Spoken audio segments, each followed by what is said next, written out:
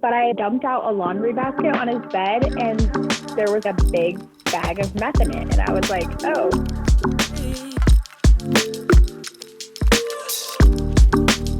Welcome to More Than an Inmate's Girlfriend. OMG, you guys, can you believe this is the last episode of 2025? I can't. We will be taking off Christmas week and New Year's week, so if you were behind on episodes, it's a great opportunity for you to catch up. And we will be back in the new year. We have some exciting episodes coming up. This week's episode is actually adorable, and I'm glad this is the last one before the new year because it is so cute. And I have never had the opportunity to interview a couple together at the same time.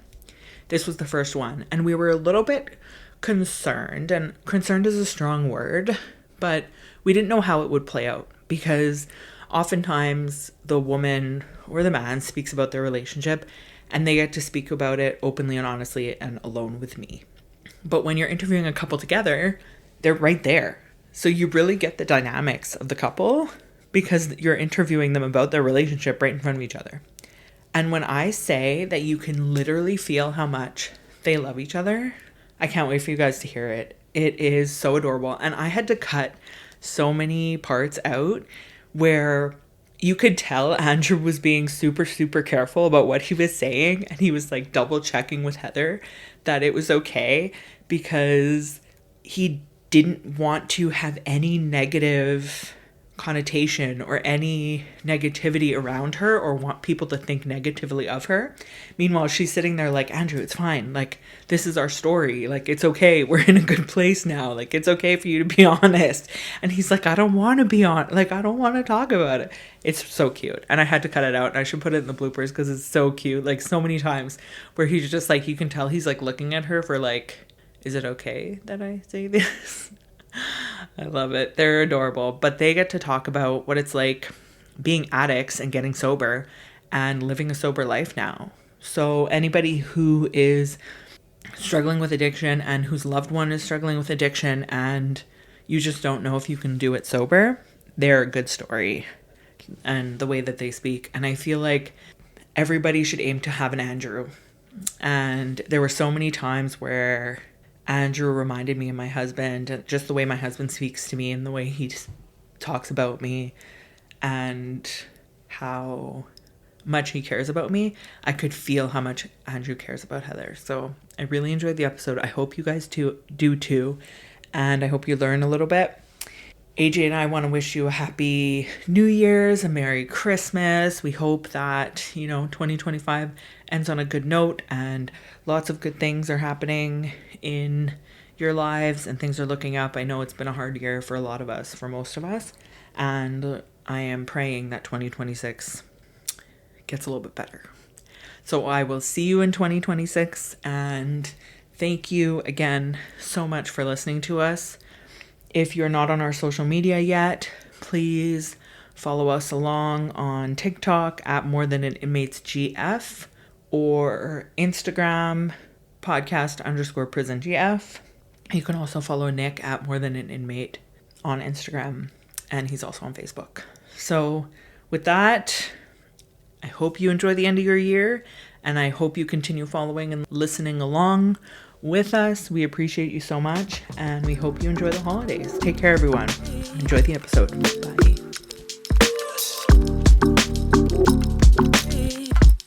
Welcome, Heather and Andrew. Thank you so much for coming on today and for your willingness to speak with me. Of course. We're very excited. Yeah. Before we get too deep into the conversation, do you guys want to each introduce yourselves and also speak a little bit about your experiences with addiction, since that is the topic today, prior to you guys meeting each other? I am Heather. I have a pretty long history with addiction. I started using alcohol when I was like 12, and then it led to weed and then pills and then eventually to meth. This is like the first time that I've actually been clean from all substances, and I'm 35. So yeah, I've had a pretty long run with substance abuse in one form or another. Wow, congratulations. Thank you. And Andrew?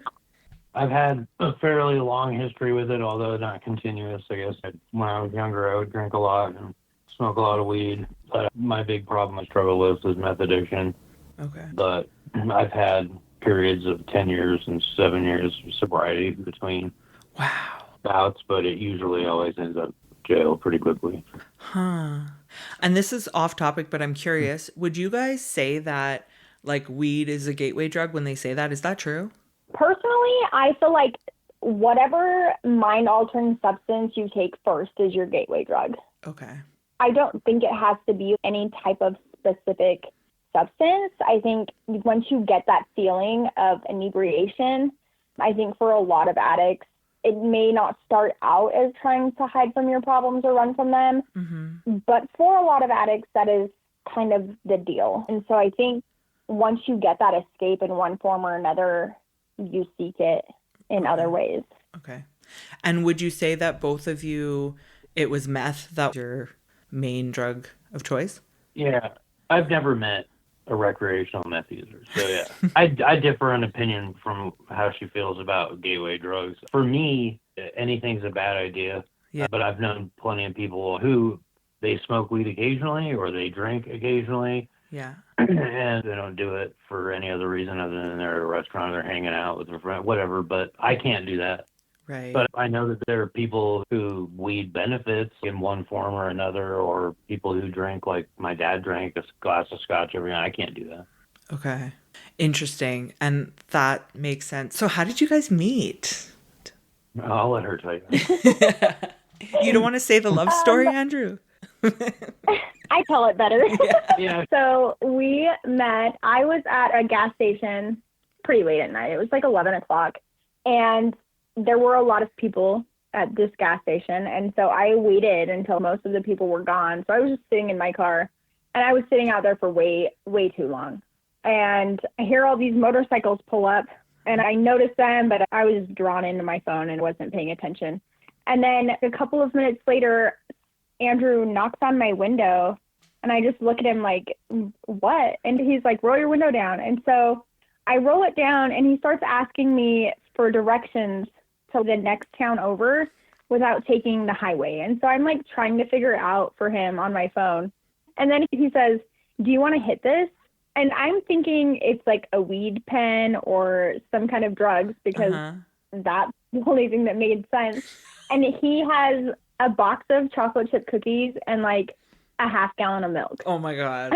I'm just like, what? I love it. And then he's like, I gotta go. Can you just text this to me? And I'm like, okay, yeah, sure. And I mean, at that point, I knew he was scheming, but that's awesome. He got me. Yeah. He got me so good. I told everybody about it the next day. I told my mom and my boss. I was telling everybody about this crazy, adorable guy that I just met. I feel like this is a story that everybody should know. That's hilarious. Good for you, Andrew. And you know how many men would not have the balls to do that? That is awesome. I love it. I was quite proud of it. Yeah. Good for you. Okay. So then you told all your friends? Oh, yeah. And everybody was like, cool. You know? And it was so cool. And I don't know. Nowadays, you only meet people online, right? And I had this genuine connection with somebody that I met in real life. And I was like, this is different. Right off the bat, I just felt like something was different. And we texted for a day. And then I came to your house, right? And I picked you up the next day to go to the same place I tried pretending I didn't know how to go. This whole time I'm thinking like, why wouldn't he want to take the highway? I don't understand. Well, I knew where I was going. I was just trying to buy time. Yeah. Yeah, I know that now. Have you done that before? No, she's actually the first chick I've approached. Oh, wow.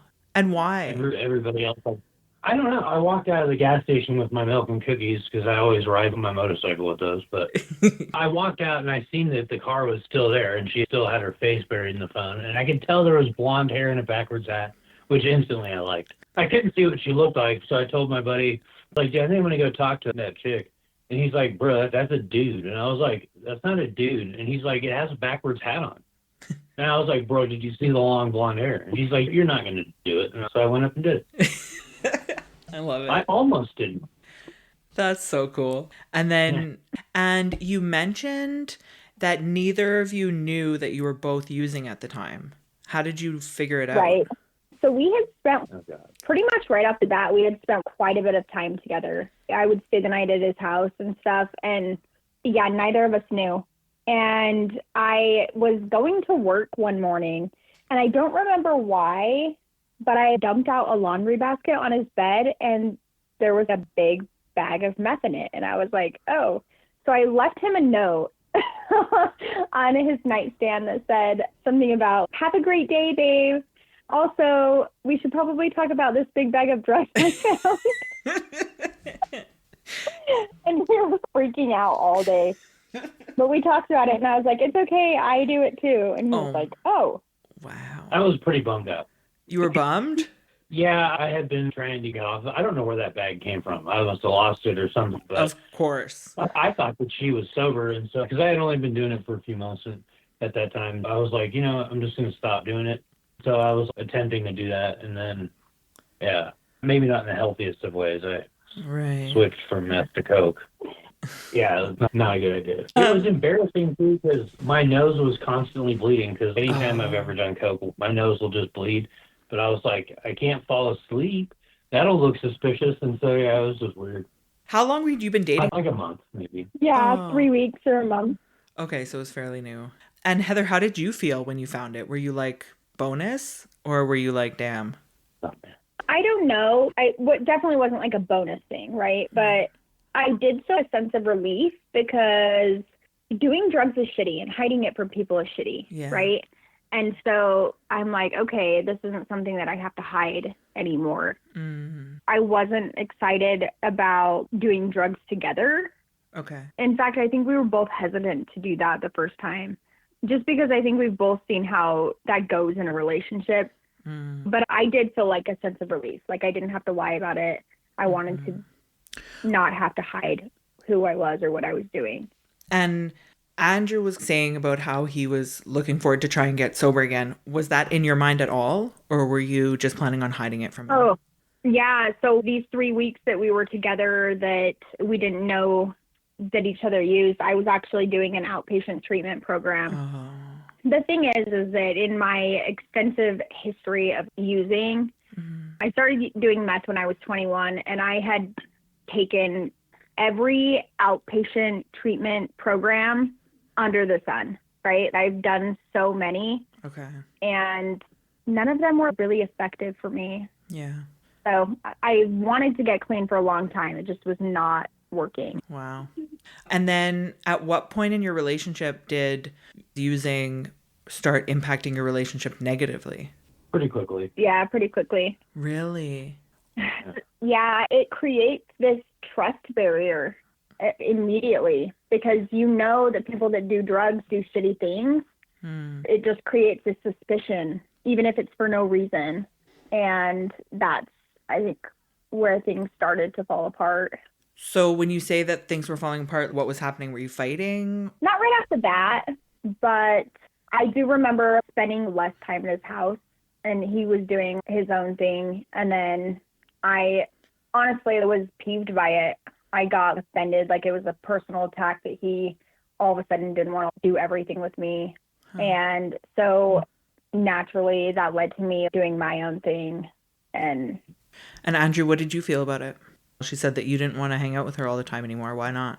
At the time, I was selling drugs, and so I think that causes a problem, not being around that much. But I had found out pretty quickly after we figured out we were using it, she was still seeing other people. And we broke up, and I ended up getting with somebody, and then we would get back together. And it was just a kind of, from that point forward, a back and forth between us and other people. Anytime there was an argument and we would separate from each other and all, I would either go somewhere else or she would. And then we broke up for a little while, and then I was in another relationship for a while. But it was basically just that kind of stuff, which I feel like is common with meth use people. We both shared in the same shenanigans. So when you say it's your typical relationship that happens when people are using, that's what you mean Yeah. Yeah, that makes a lot more sense. I've never met anybody that did meth together that had a great, Like a functional relationship. Yeah, and faithful. Yeah. So did you guys make a decision together to go to rehab? So after I picked up my trafficking charge, I tried to get clean for a little bit. I should have probably went into residential treatment right away, but I tried to do it on my own, and I was struggling to stay clean, and I was on this thing called pretrial.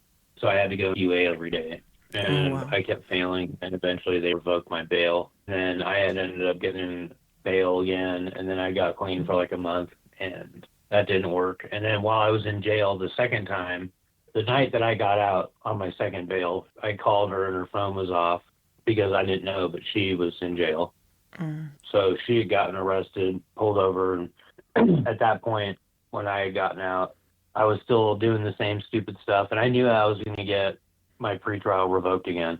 And she wasn't getting sober, and she was on pretrial, and so I just suggested it's time for us to both get clean. I have 5 kids, she has 1, but she doesn't have anybody to watch her son, and so we ended up going to rehab. Wow. In Utah. And 2 facilities? No, it was the same one in a different house. My bed opened up, I went, and she was there like 5 days later. And when I got to rehab, like I think most people, I was high when I got there because I can't stop getting high. Right.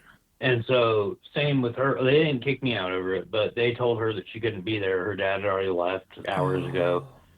And so she had no vehicle. We paid $30,000 for this rehab for the both of us, and they wouldn't even get her a hotel room. And it was about to rain, and it was Father's Day, I think.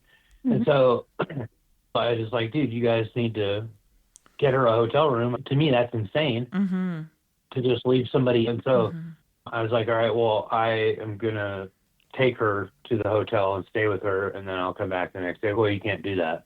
And so then I said, all right, when I'm going to AMA myself, I'll leave, and then I'll come back tomorrow as well. And I did that. I left. We went out, got some dinner, and got a hotel room. And the next day, brought her up there, and they wouldn't let me back in. Oh. And they wouldn't give me my money back either. And so they had a sober living house, which is like an apartment complex. It was like $800 a month. And so I got a month there and an outpatient program, and I just sat and waited for her. Wow. So you paid $15,000 to get no treatment? Basically. Yeah. And he did it all for you, Heather. I know. I'm thinking this whole time as he's telling the story, like, that's so sweet. He's so protective over you. He doesn't want you to be alone. I know. It's incredible. It really is. I got her in a lot of trouble at that rehab, too. Yeah. Oh, no. Andrew. I didn't do anything wrong, I don't think, but... Apparently. They didn't have the same opinion? He showed up to my house with a giant boombox and played our song that we have. Because first I came to visit you. She wasn't allowed to visit her, but I came anyway. So she got in trouble for that. And they said we can't visit anymore, which is crazy. And so then I came with the boombox. But you can go ahead and say that. He came with the boombox. And then when he first got there, he gave me a hug. And obviously there were other people in the rehab that were outside. And they apparently had a huge problem with us hugging. And so they told the counselors, and they ended up taking my phone privileges for 2 or 3 days. And there was this whole group discussion about it where everybody was just telling me, like, how I put their safety in jeopardy or whatever. Wow. Yeah. I'm like, okay, guys. So we know how Andrew's experience was at rehab. How was yours, Heather? Did it work? Yeah, I did get a lot out of it. I ended up relapsing a month after I got out, but I still think that in order for me to quit using, I needed that month away from my surroundings, right? I needed a month to get away and clear my mind of all, I needed that break from the shit that I was doing so that I could get that clarity of what I wanted out of my life again. Right. And the outpatient stuff wasn't working, but this inpatient one kind of gave you a little bit more space to do that. Yeah, because I did a lot of outpatient during COVID, and it was over Zoom. And so naturally, I would just get high before and after the group. Okay. she probably wouldn't have relapsed if it wasn't for me. Oh, you think? Because I went back home a little bit before she got released, and I was going to try and get into an outpatient program. Because at this point in time, I hadn't been to my sentencing, and I was hoping to see if I could get some other type of leniency, Yeah. which I blew. I didn't have any positive friends or anything, and even though they tried to support my sobriety or whatever, it still doesn't work. And so by the time that she had gotten back up there, I was already using again. Oh, wow. And she did do all right for a while, tolerating it, and then she ended up getting high once, but that was... So it was your fault. I was quite proud of her, actually. She did really well. Yeah. Were you that person? So when I quit smoking, you have friends that they're happy that you quit, but then the second you're like, oh, I want a cigarette, they like shove it down your throat. Were you that person? Yeah. No, I'm not going to give you anything because you're doing No, good. I didn't give her any. Oh, you didn't? She had to get high something else. Oh, okay. So you were the good person. 100% he would not have allowed it if okay. he would have known that I was doing it. And he did find out the very next day. Like, he could tell immediately. Of but course, yeah. absolutely no way would he have ever given it to me. Okay. Now, prison obviously comes into this story. At some point, you find out you're going to prison, and it's your first time, correct? Yes. What was that like? It was crazy. When I lived in California, which is where I grew up, you could get caught with a bag of dope and a gun, and which I did. And I ended up getting mailed charges 10 months later. And because the prison system is overcrowded there, I went and did a treatment program, and they dropped the drug charge and then gave me a misdemeanor for an improper carry of a firearm or something. But I didn't know how it was over here, but they're very strict with that. And so when I got caught, my lawyer was like, well, you'll have to do something that's called a rider, which is where you go 6 months or whatever to a prison facility, but it's not like prison. It's like an inpatient treatment, but through the prison. Okay. And we thought that's what it was going to be since that was my first felony. And then they came back and said, no, the best that I could do for you is 2 years and then 9 years on parole. Otherwise, if I didn't want to take the plea agreement, the original charge was anywhere between 3 and life. Oh, wow. And so with 5 kids, I was like, well, if I can get the guaranteed 2 years, then I'll just take that. And it was scary. Yeah. I didn't want to leave my kids. I've never been away from them like that or anybody else. So I didn't know what to expect. But... Yeah. In your case, it's not like you were 18. You were going in later in life. So it must have been scary to go into a prison where a lot of people know what it is.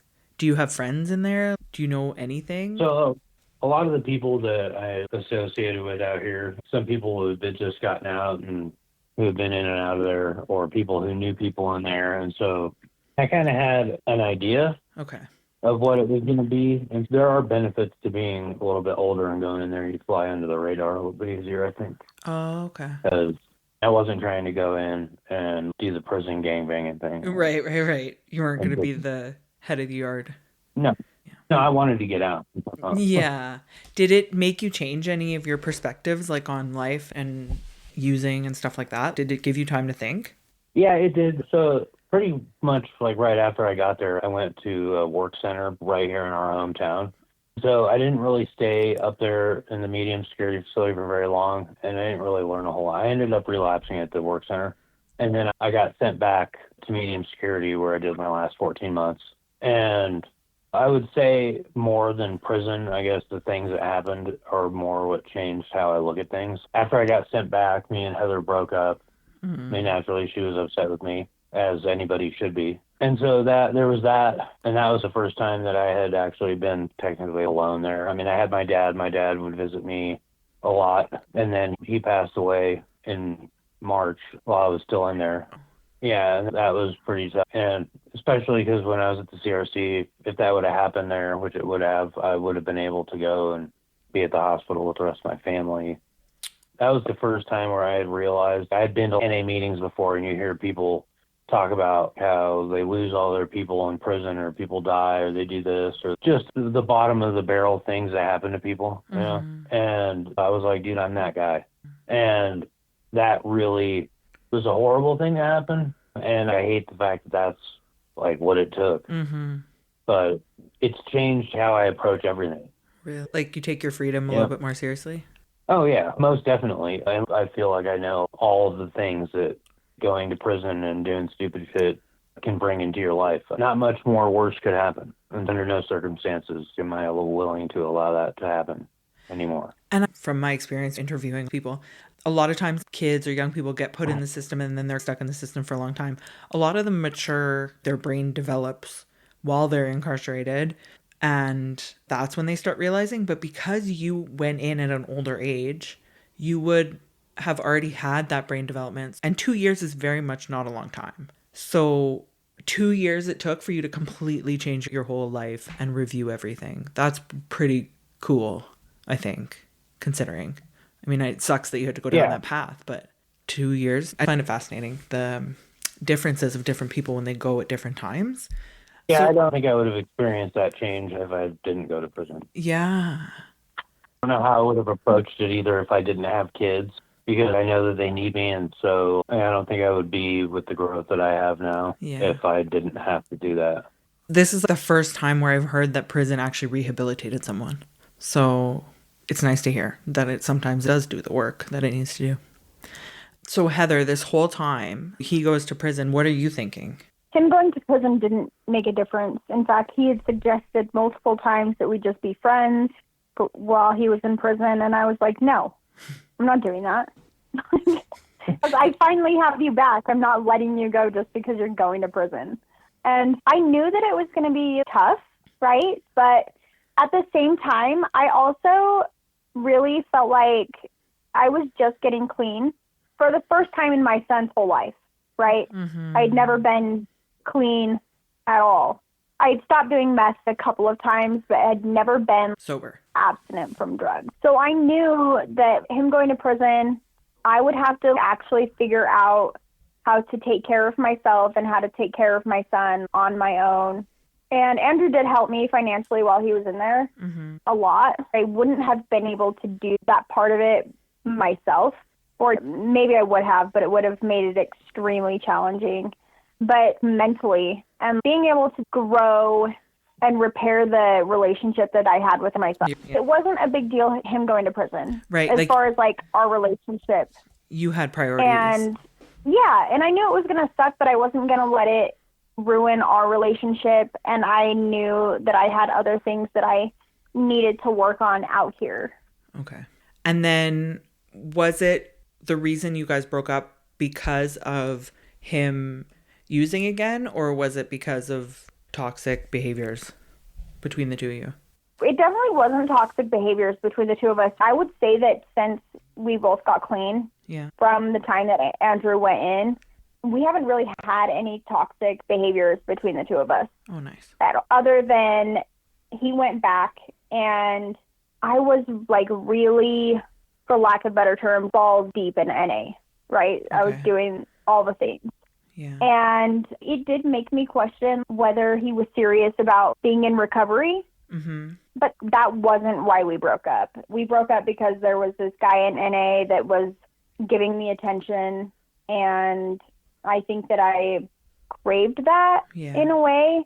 And he was also doing a lot in NA. And so I found that attractive. Mm. But looking back on it, it's not something that I am glad that I did. I feel like it was a waste of time and it's something that I regret. Mm-hmm. I know that it may have helped Andrew with some of the things that he has struggled with, but it didn't benefit anybody. Right. It didn't benefit me. It didn't benefit him.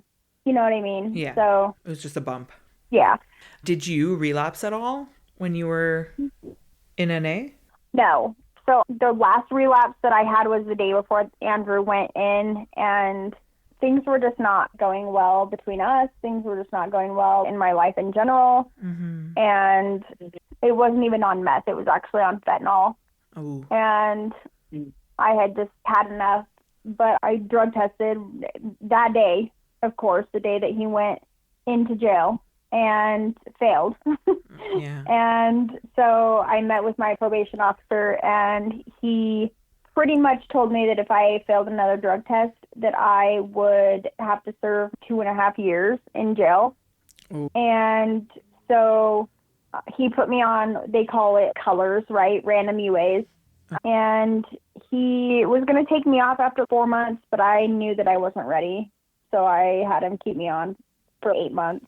So I had a decent amount of time to really change my mindset about doing drugs. It's interesting that you were able to recognize that you weren't ready yet and you asked them to continue it instead of them continuing it. That would have shown to me like, oh, she's serious, that this is it. This is the time.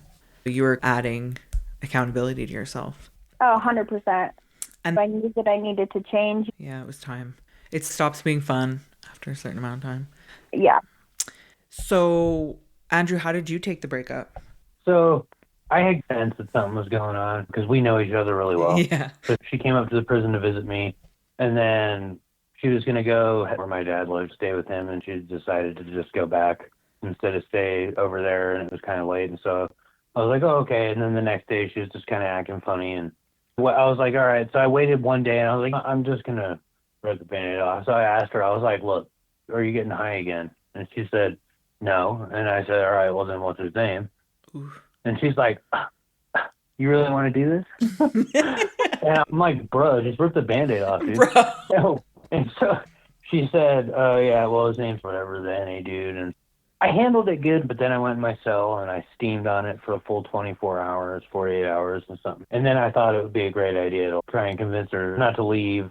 Okay. So I tried that for a little bit. My dad, he was talking to her and talking to me, and he was just like, I think that her mind's made up. And I just told her, I was like, look, I was trying to be understanding about it because I know I'm in prison and stuff, and so I don't hold a grudge about it.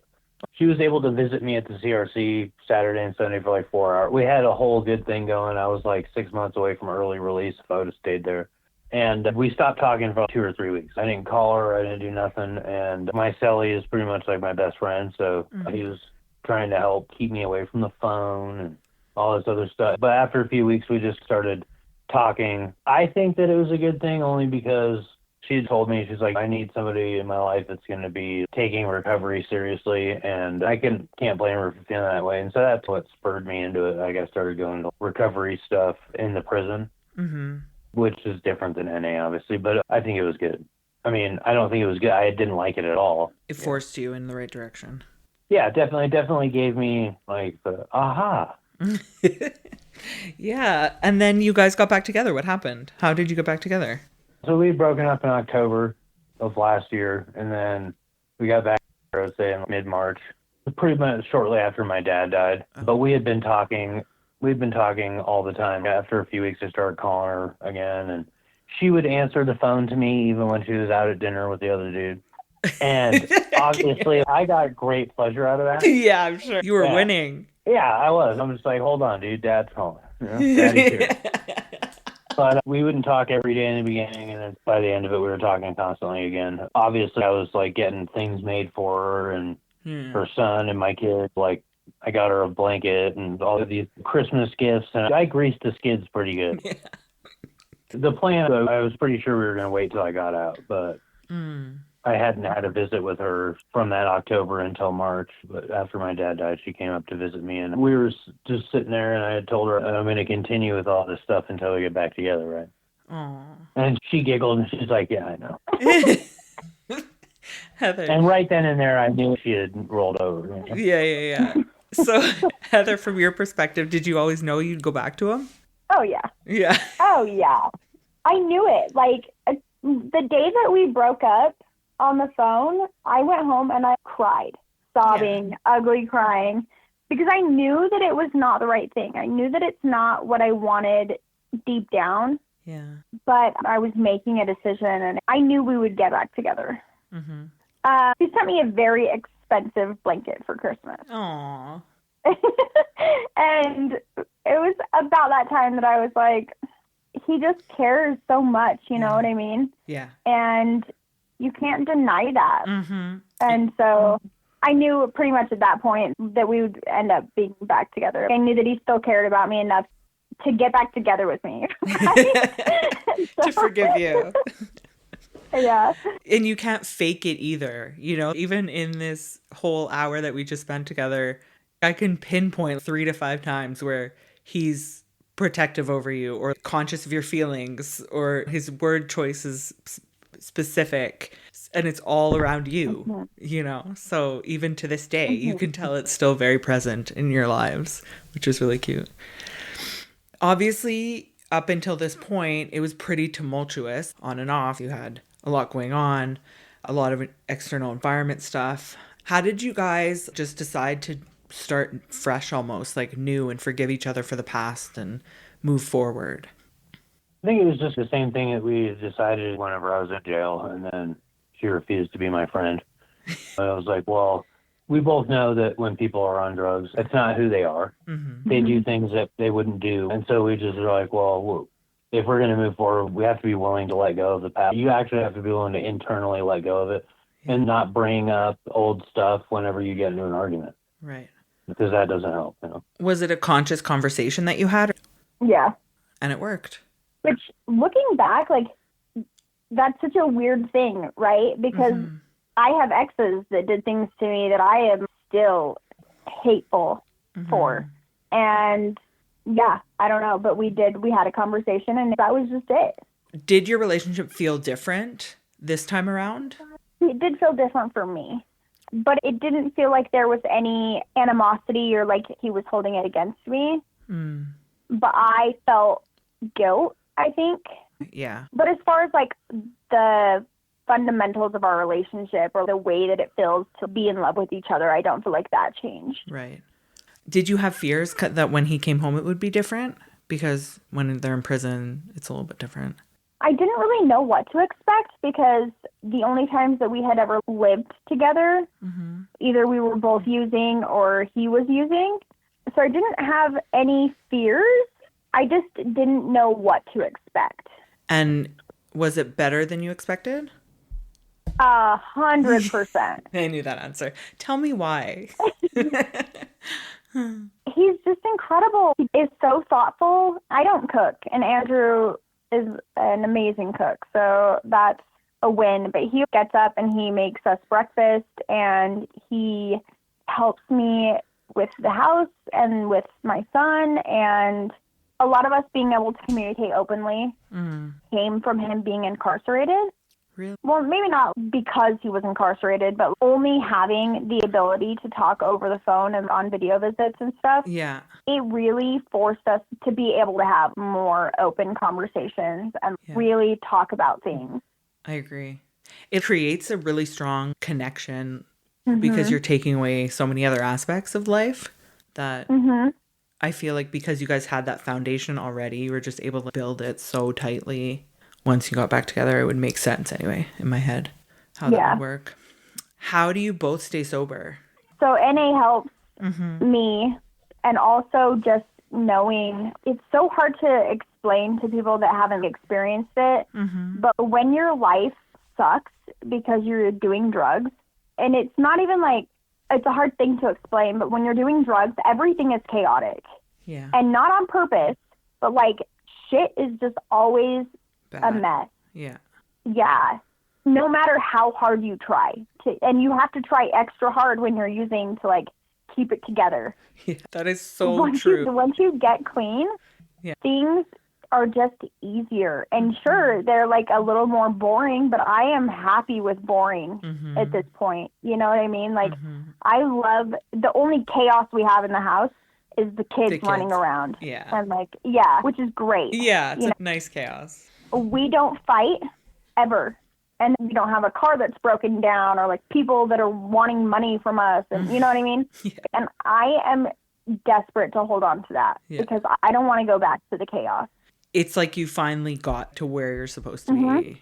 100%. It's literally like life beats you down on top of you already being addicted to drugs. It's horrible. Do you guys have a plan if one of you uses again? Is there a consensus? So for me, I don't think that I could be around somebody doing meth and not get high. Right. And so as much as I love her, I would leave. Right. I would have to leave the house. So I wouldn't abandon her out of my life, but she would have to get clean again before we were around each other, because at the end of the day, I already know where it will lead me. And I know that because I've been sober and then not got rid of the people in my life, and it lasts a very short period of time. Right. And I told her that as far as I'm concerned, she should definitely do the same. he did say that. And I'm just like, I'm not going to leave you. I'm going to make you go to rehab. Mm-hmm. Yeah, like leave the house. Yeah. Yeah. Are you each other's accountability partners? Oh, yeah. I don't think either one of us could do anything without Yeah. it being noticed by another immediately. 100%. Yeah. Yeah, I can tell you guys just from speaking to each other, you have such a connection. The people that I know that have been addicted to drugs, they all say that NA is like the place to go to get a drug dealer. I've never actually heard of anyone succeeding in NA. Is that Really? Yeah. Is that completely false? No, that's not completely false. There are people that are in and out of there all the time, but the 2 NA meetings that we go to, the people that go there take it more seriously. So unless you're serious about the program, you will literally be crawling out of your skin with boredom.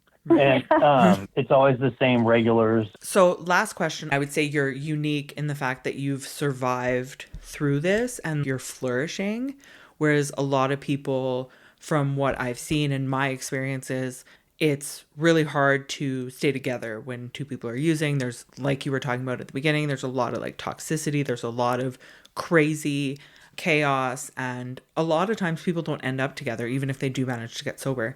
There are a lot of people that will be listening that are in somewhat or similar situations or exactly the same situations that you guys are in. What would you say to another couple that was you like a couple years ago? And do you have any advice, or what would you say to them so they can make it the way you guys have? I think that the main reason we've made it is because both of us were able to recognize who the other was beyond drugs, right? Like see the personality and their potential past addiction. And if you're going to get clean together and stay together, we've seen couples who have tried to do what we've done and not succeed because they weren't actually able to let it go. Truly forgive and truly let it go. And so I think that if you're going to decide to be together, you have to do that. You have to let it go. I love it. Thank you. Andrew, do you have anything to add? Yeah. Well said. Well said. I agree. Very well said. I can't tell you how much I enjoyed this interview. I don't get to often have people together speaking, and you never know what the dynamics of a relationship are when you're only talking to one side. So it was a really nice experience for me to get to experience you guys together as a couple. And I think you really showed people who you are as a couple and that you can get through it despite your past. So I really appreciate it, and I really enjoyed talking to you guys. All the best in the future, and I hope we can hear some updates from you guys in the future. Yeah, absolutely. We would love to do it again. I love it. Thank you both. Take care. Yep. Bye. Bye.